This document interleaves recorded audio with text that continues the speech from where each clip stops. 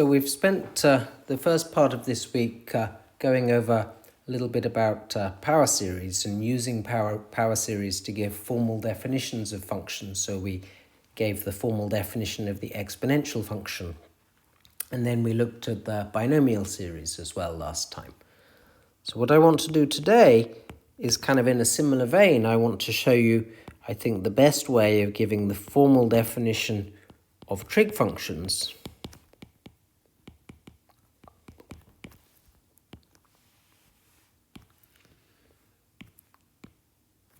So we've been using trig functions all the time, but so far our approach to trig functions was kind of naive. Just from geometry, from right-angle triangles. And it's really a little bit unsatisfactory to introduce these functions in that way. We never, for example, proved that trig functions were continuous or differentiable or anything like that. We've just been kind of using them and taking their properties for granted. So the clue to how to do it all rigorously is a theorem which we proved. I think we proved it in lecture 3.3 by a somewhat sneaky little trick. So the theorem was something like the following. If you've got some function f of x which satisfies the differential equation f double prime of x plus f of x equals 0, then we worked out the general solution to that differential equation. We showed that f of x was equal to f of 0 times cosine x plus f prime of 0 sine x.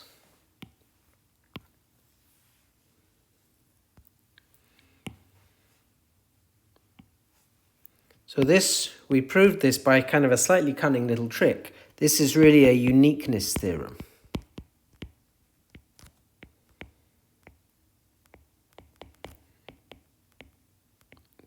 For solutions of that differential equation. But we didn't ever worry about existence of solutions.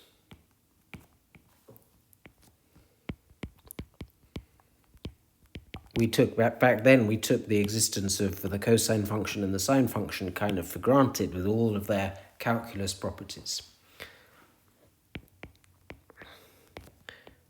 So we could try and take this differential equation, this theorem, as a definition of the trig functions, but that wouldn't give us existence. What are sine and cosine in the first place? And so we're gonna follow the same pattern as we took with the exponential function when I had a differential equation which characterized the exponential function uniquely. But to prove existence of a solution, we needed to use the power series for the exponential function. We're going to do this exactly the same for sine and cosine today. But nevertheless, so this theorem tells us that the cosine function, cos x, is the unique solution to this differential equation, satisfying the initial conditions that f of 0 is 1 and f prime of 0 is 0, and sine x is the unique solution to this differential equation with f of 0 is 0 and f prime of 0 is 1. So now we're going to start from scratch.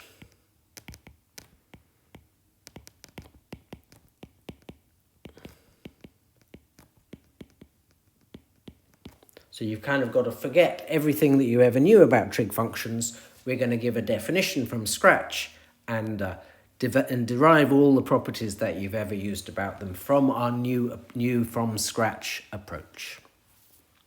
So of course what we're going to do is we're going to follow the philosophy that this differential equation is a recipe to calculate the power series that those functions have to be. So if we're doing cosine, we're going to use this differential equation and these initial conditions.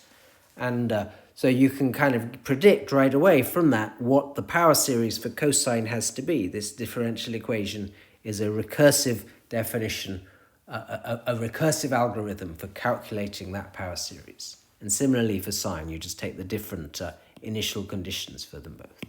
And so you do this and you kind of discover these power series using this differential equation and these initial conditions. And now I'm going to take that power series that you discover as my from scratch definition. This is now the beginning of time for trig functions. And I'm going to define cosine of x to be the function defined by the power series that you would have discovered by thinking about that recursion coming from that differential equation.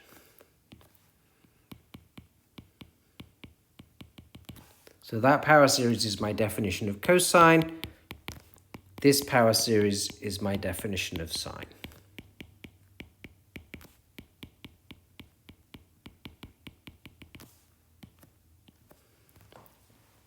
And so the first thing to note about these definitions is that both series converge for every value of x. That's an easy enough thing to check using a ratio test. So both series have radius of convergence infinity. So the domains of these functions, these brand new functions, you're meant to have never seen them ever before,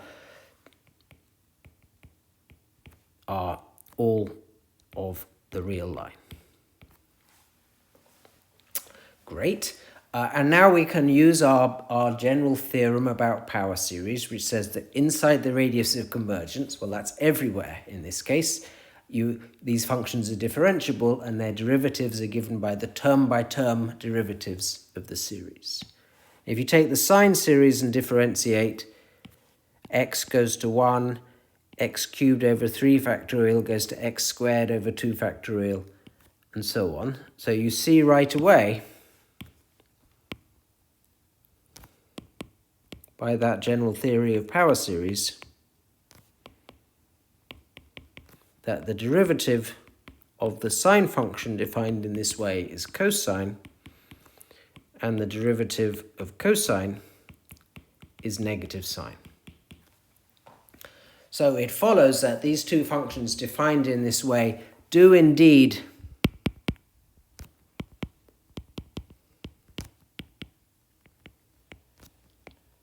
give solutions to that differential equation, and they do satisfy the expected initial conditions, those boundary conditions that we kind of secretly knew in the background. Okay, great. So now I guess we can just appeal to that uniqueness theorem which we proved before. Now we've established existence. But let me just have a little bit of digression. I think it's worth explaining this. Just a little digression.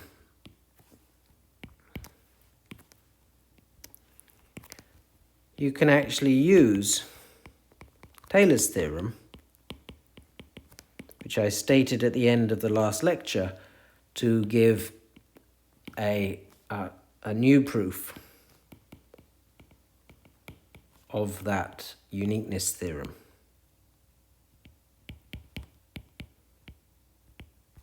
The uniqueness theorem in this grey box on the previous slide. So the proof in lecture 3.3, it was sort of a slightly cunning trick was being applied to in that argument. But actually, Taylor's theorem is very useful for establishing uniqueness of solutions of differential equations. So let me just kind of illustrate that in this case. I'm going to just give you a bit of a sketch. I think I'm not going to quite write down full details because it's the notation's a little bit painful. So the sketch is the following. Suppose that f double prime of x plus f of x equals 0. So suppose f of x is a function satisfying that differential equation. So of course I'm trying to prove that f of x is f of 0 cos x plus f prime of 0 sin x. Well, given this differential equation, it is then immediate that f of x is infinitely differentiable. So we can apply Taylor's theorem to it. We deduce that f of x is equal to the nth degree Taylor polynomial plus some error. So this is the Taylor remainder. So you might want to just glance back at the statement of Taylor's theorem that I wrote down last time. So to calculate the nth degree Taylor polynomial, well, it's just exactly the same process as when I discovered the Taylor series earlier today. You just use this differential equation as a recipe to build the Taylor polynomial. It's going to depend on the values of f of 0 and f prime of 0. So the Taylor polynomial is going to depend on what f of 0 are and f prime of 0.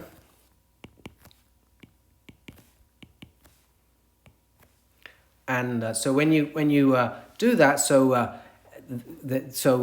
the constant term, that's going to be f of 0, and then the x term, that's going to be f prime of 0, and then the x squared coefficient, you're going to need the second derivative at 0, but that differential equation tells you that the second derivative at 0 is minus the first, is minus f of 0. So you get this x squared over 2 factorial, and x to the 4 over 4 factorial, and similarly the odd degree terms, they're all given by this f prime of 0.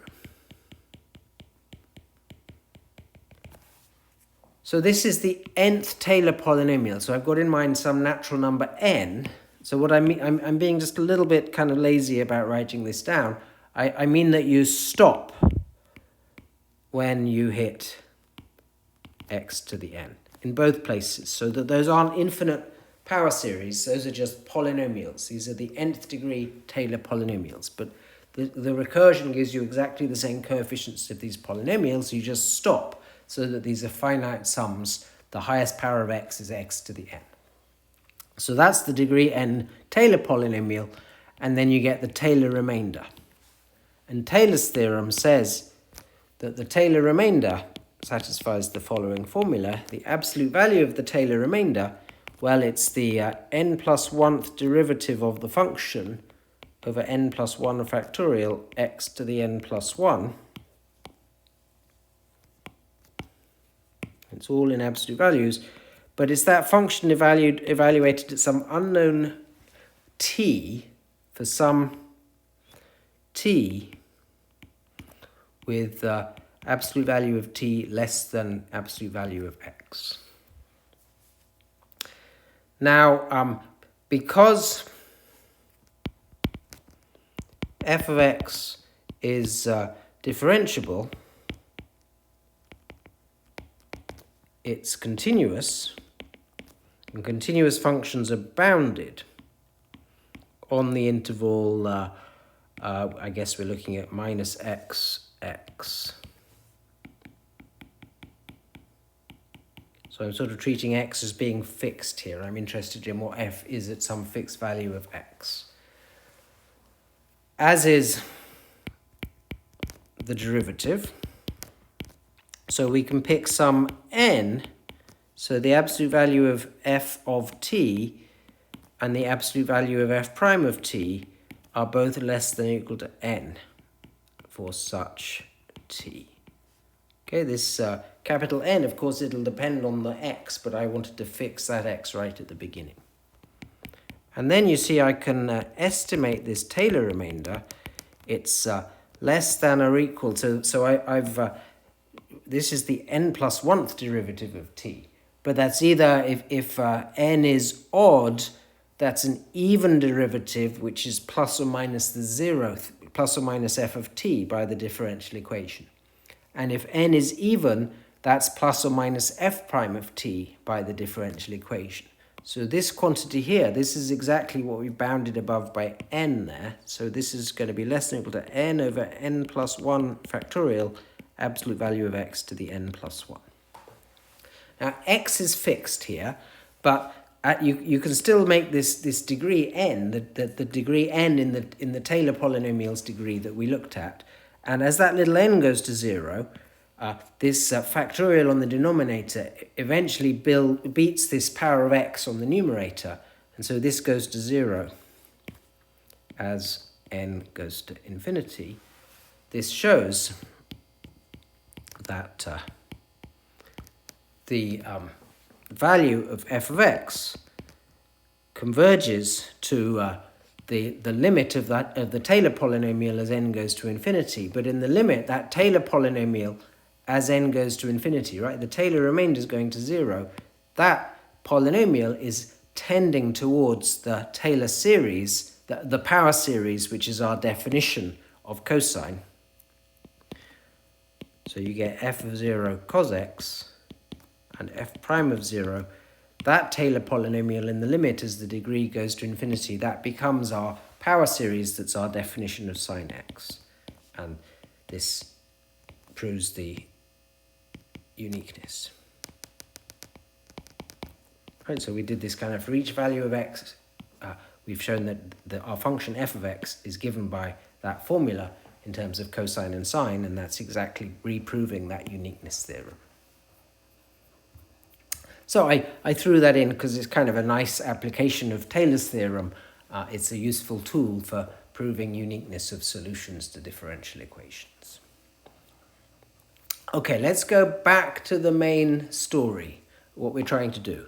We've now defined the functions cosine x and sine x by those power series. Now we need to understand these functions and basically derive everything you know about those trig functions from our brand new definition. So the first step is to prove the multiple angle formulas. So sine of x plus y and cosine of x plus y. Well, sine, it's sine x cos y plus cos x sine y. And cosine is cos x cos y minus sine x sine y. So you know how to prove this. These multiple angle formulas, they follow from the differential equation, which we know these functions cosine and sine satisfy. So this was developed on homework 3. So let me just give you again just a really quick sketch just to remind you how it goes. This is exactly the right approach. Starting from our brand new definition of these functions, you get functions which satisfy those differential equations. So let's just do for the one for sine. What you do is you let f of x be sine of x plus y for some constant y. And then you differentiate using the chain rule, and you find that f of x satisfies that equation. Therefore, f of x is f of 0 cos x plus f prime of 0 sine x by the theorem. And f of 0, when I plug in x equals 0, f of 0 is sine y cos x. And f prime of 0, just differentiate and plug in x equals 0, that's cos y sine x. And that is exactly what we're trying to prove. Okay, so these functions, the first thing pretty much you do is you show they verify this differential equation, and then you use that to prove the multiple angle formulae for these functions. Next, let's note that cosine is an even function and sine x is an odd function. So I mean cosine of minus x is cosine of x, and sine of minus x is minus sine of x. That's completely clear because the definition of cosine as a power series only involves even powers of x. and the definition of sine only involves odd powers of x. So now we can, let me now calculate cosine of x minus x. So what I'm doing is I'm taking this multiple angle formula for cosine and I'm plugging in y equals minus x. So it gives me cos x, cos of minus x. But cos of minus x is cos x. So that gives me cos squared x. And then I've got that minus, and I've got sine x, sine of minus x. But sine of minus x is minus sine of x. So there's two minuses. This gives us cos squared x plus sine squared x. But of course, cosine of x minus x, that's cosine of 0. So, and cosine of 0 is 1, because that's the constant term of that definition, that power series. So this proves Pythagoras. Right, so these two functions, cosine and sine, defined by these power series, we now prove that they satisfy our usual Pythagoras trig identity, that most fundamental of all trig identities.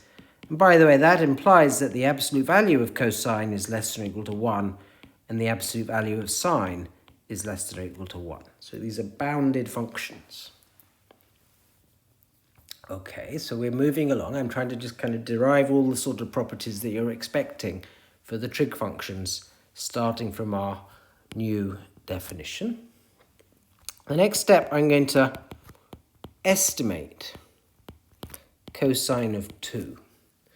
And I'm going to estimate this using the degree 3 Taylor polynomial.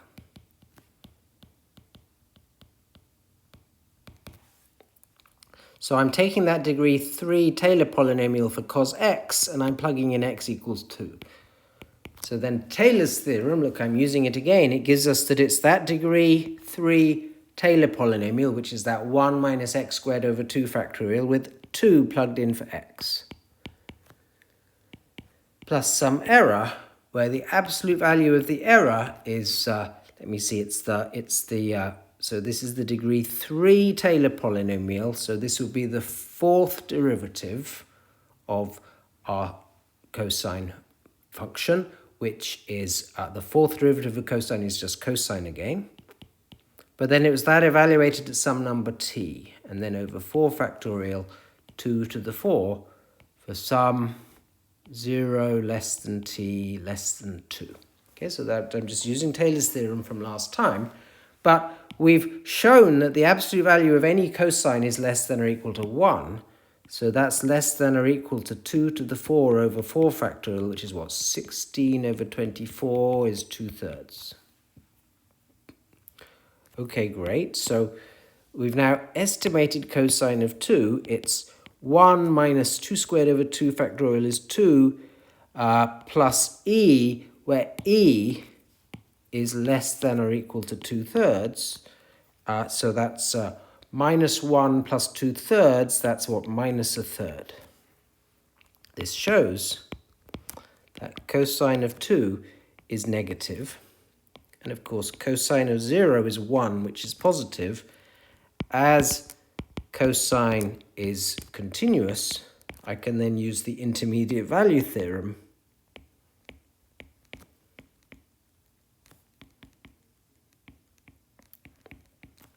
to deduce that there's some number x between 0 and 2 with cosine of x equal to 0. So now I'm going to define the number pi. Remember, you had to forget everything you knew about trigonometry. In particular, you had to forget that you knew what the number pi was. I'm now defining the number pi. Let pi be the smallest positive real number such that cosine of pi over 2 is 0. So that work that I just did establishes that there is some such number. In fact, it tells us that pi is between 0 and 4. That's a pretty useless description of the number pi, but there we go. I've defined number pi as something less than 4 because cos of 2 is negative. Fantastic. Now let's see if we can do a little bit of let's try and get a sort of a rough sketch of what these cosine and sine functions look like. As cos x is greater than 0 for x between 0 and pi by 2, that's an x.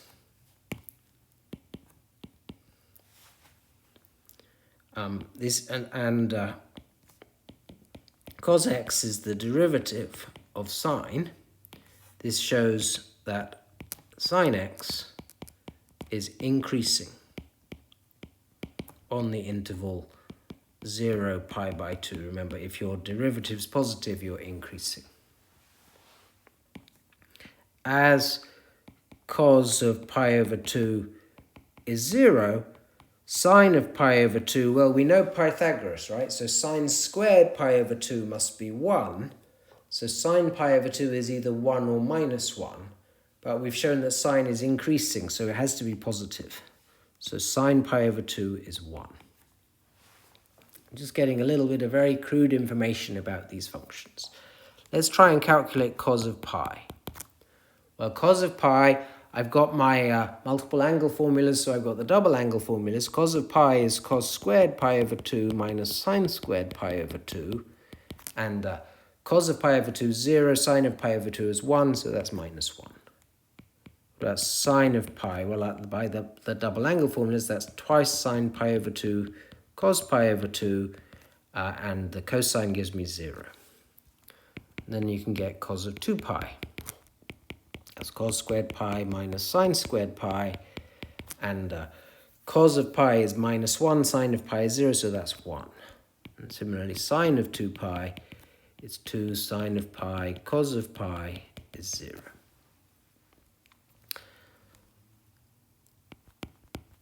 Then I can use my multiple angle formulas to calculate cos of theta plus 2 pi. It's cos theta cos 2 pi, which is 1, minus sine theta sine 2 pi, which is 0. And similarly, sine. Use the multiple angle formula. Sine of theta plus 2 pi is sine of theta.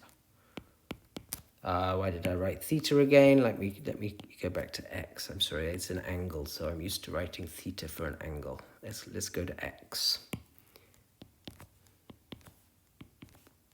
So that implies that cos x and sine x are periodic with period 2 pi. And so in this way, I'm just sort of being a little bit sketchy maybe. You get enough information to draw a rough sketch of these functions.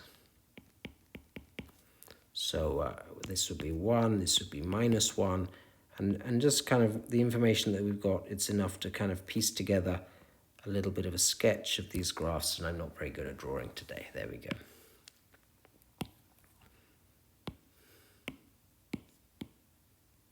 So that's, I've just drawn sine, and the cosine goes like this. Well, yeah, okay, I've already admitted not being very good at drawing. That's the even one, right? So this is x, this is sine x, this is x, and this is cosine x. You know, they're roughly the graphs we were expecting.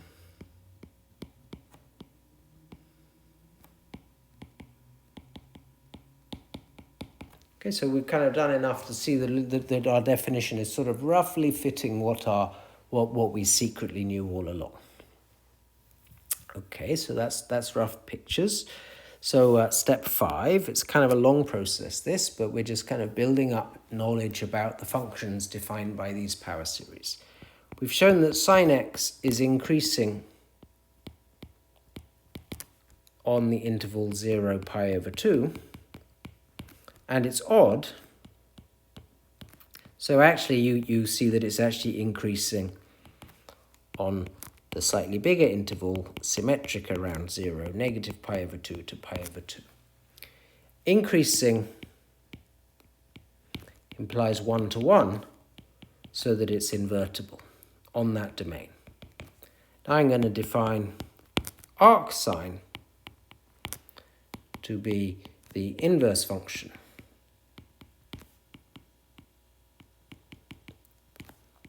of sine on the domain minus pi over 2, as you know we do when we're trying to define arcsine. Okay, so I've got this inverse function, and you've done all this stuff before. The derivative of arcsine, where you just let y equal arcsine x. So sine y equals x, and then you differentiate both sides with respect to x. And so you get the derivative of sine is cos, but you have to do it implicitly. So there's a dy by dx that shows up. So the derivative is 1 over cos y, which is 1 over root 1 minus sine squared y. Oh, that root you have to take a square root, so it's either plus or minus. But let me see, we knew that sine was increasing, and if sine was increasing, so was the inverse function. That's still got positive slope. So actually we know that it's a plus square root there because we know it's increasing. And sine y is x, and so that shows that the derivative of arcsine, as you know, is 1 over root 1 minus x squared. Okay, so we've got this function arcsine with the right derivative. Step 6, let's calculate the indefinite integral 1 square root 1 minus x squared. Okay, so we're just kind of going through these steps. You know exactly how to do all of these things. To calculate this integral, you do a substitution. You let x equal sine theta. So dx is cos theta d theta. And so that transforms to being the integral of 1 minus sine squared theta square rooted. The dx is cos theta d theta. So that's the integral of cos squared theta d theta. And to calculate that, you know that you use the double angle formula, which we've got. So it's cos 2 theta plus 1 d theta. And then when you integrate, you get a quarter sine 2 theta plus theta over 2. But sine 2 theta is 2 sine theta cos theta plus theta over 2. I'm doing this because I want to convert my theta back to x's. That sine theta is an x. Cos theta is root 1 minus x squared. And theta is arcsine x over 2. Okay, so we've calculated that antiderivative, and we're getting very close to being done. Let's show that the area of the unit circle is pi. You see, I gave you a completely new definition of pi back here. We were meant to forget everything we knew from geometry. So this becomes our very beginning of time definition of pi, but of course we're expecting that should also calculate the area of the unit circle. So let's verify that. So that's matching up our new definition of pi with the thing you always knew it did for you. So okay, so I've got to calculate the area of the unit circle. So there's a unit circle. We've done all these things before, haven't we? The area is 4 times the area in that first quadrant, and that's going to be integral from 0 to 1. This is x squared plus y squared equals 1, so y is root 1 minus x squared dx. And we just found an antiderivative of that in step 6, so this is going to be 2x root 1 minus x squared plus 2 arcsine x from 0 to 1, and when you plug in the limits you end up getting twice arcsine 1, and arcsine 1 is pi over 2, so it's pi, tick. And the final step, we can derive SOHCAHTOA. So you see we've kind of gone all the way back, now we're back at the beginning of history, we've kind of started with our new definition and we're sort of going backwards through the years. But our new definition with power series is the one that lets us rigorously develop everything and prove all of these calculus properties of trig functions and then recover the geometric properties of trig functions at the end. Okay, so finally I'm proving SOHCAHTOA, so let me draw the usual picture one more time. So now we've got to take a right angle triangle. I may as well assume that it's hypotenuse 1, because by similar triangles I can get to any other right angle triangle. And so let's have that being angle theta.